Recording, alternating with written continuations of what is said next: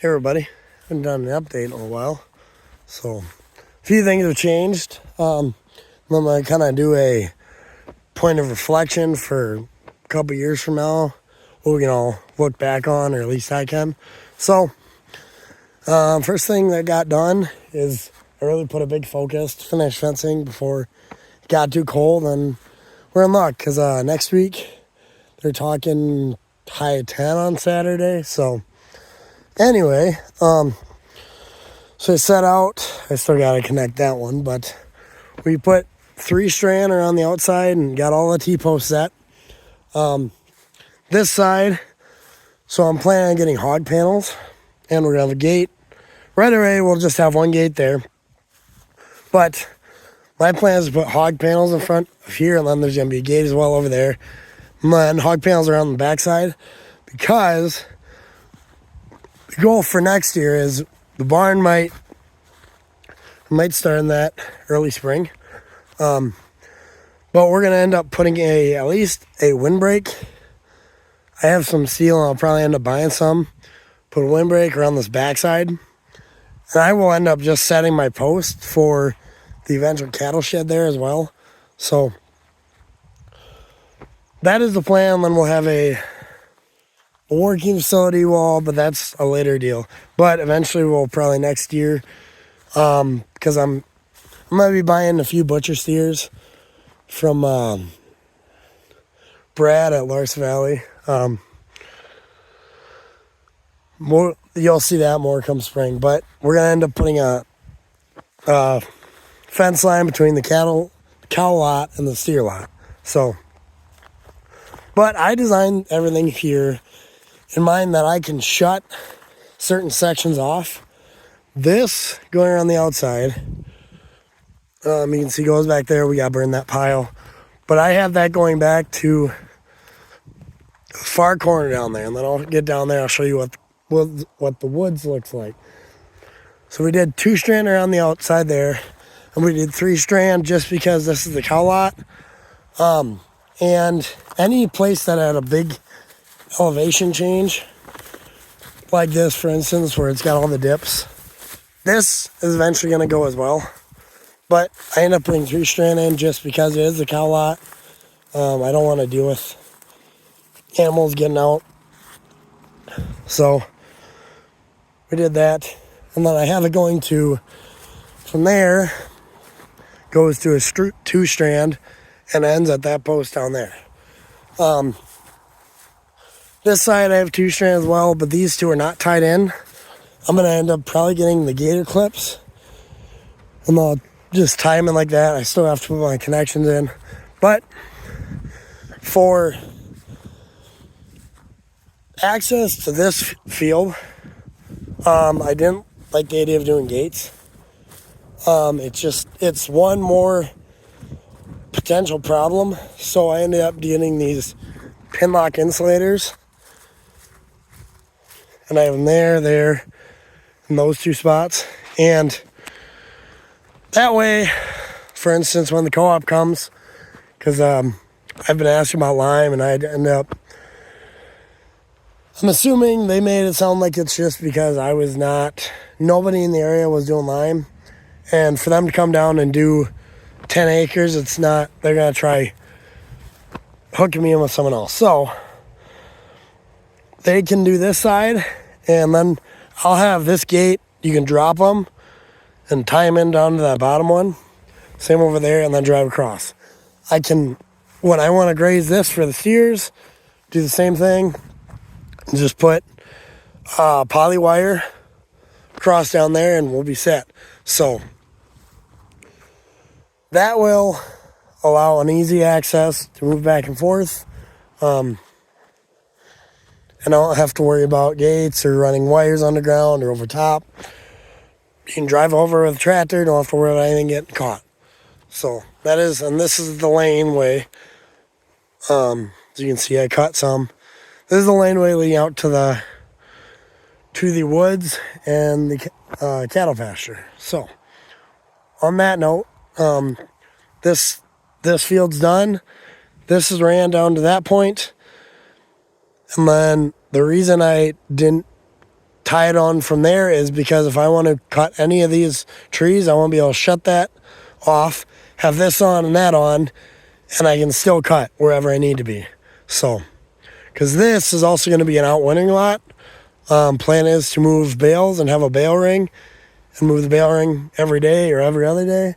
So that is that. I will catch you guys when we're down there, and then we'll discuss the wood project. Actually, I'll probably go down there first, then we'll go down there. Stick with me.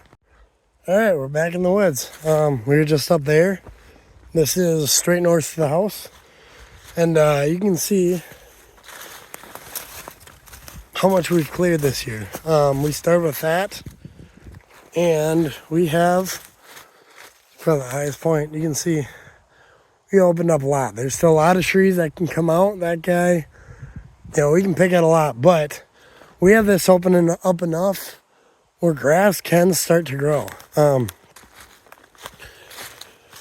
Grass was growing at the end of, you can see some of it there. It was growing towards the end of the year when we got rain.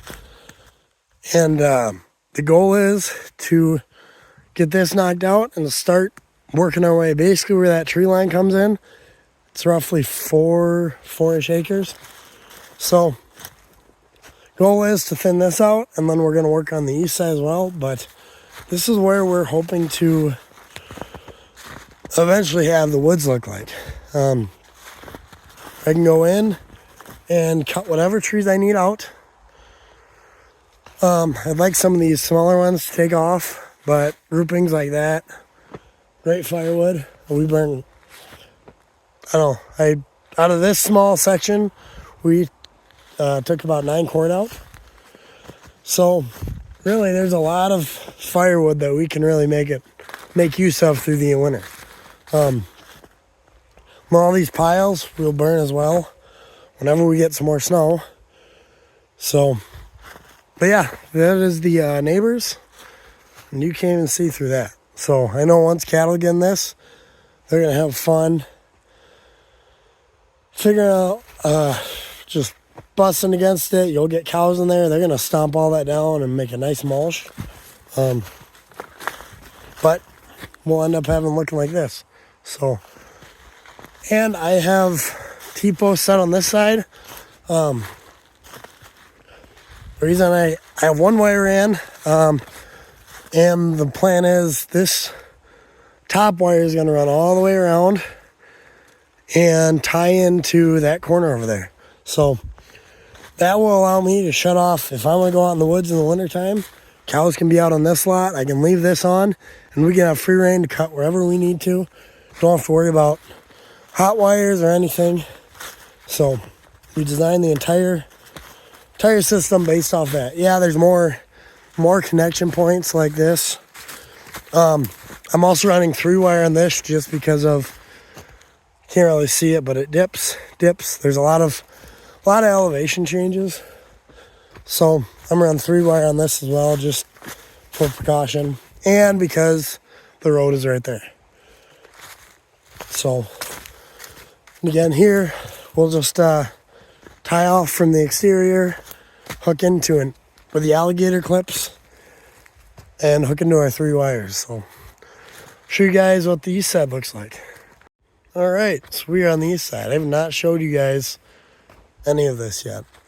So as you can see, we got posts set following the field line. That is the neighbors that I talk about. It's like right up in the hill somewhere roughly where their corner goes, and then we are to the north side of this tree line. So I had plans to fence this off this year, but because of the neighbor over there and the neighbor here, this property line has not been surveyed exactly.